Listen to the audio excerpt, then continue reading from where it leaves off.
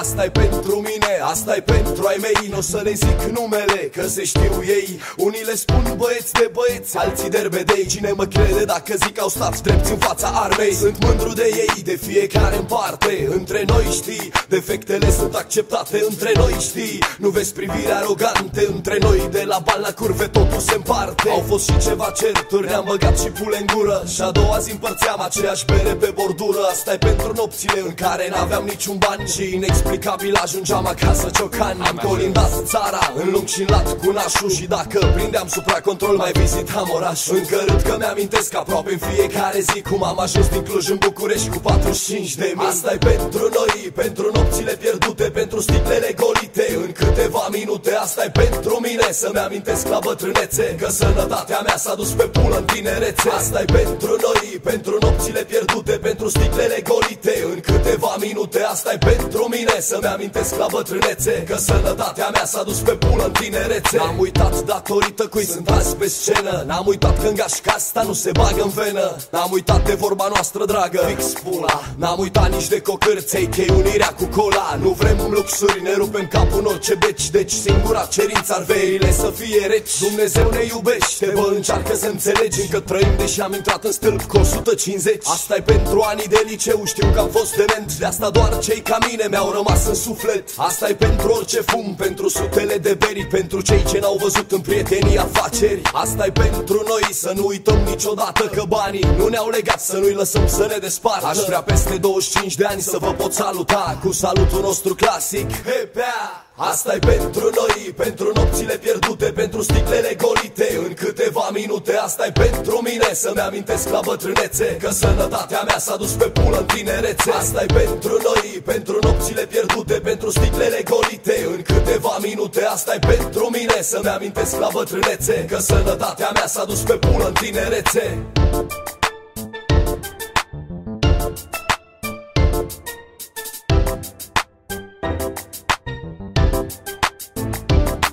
N-am uitat datorită cui sunt azi pe scenă. N-am uitat că în gașca asta nu se bagă în venă. N-am uitat de vorba noastră dragă, fix pula.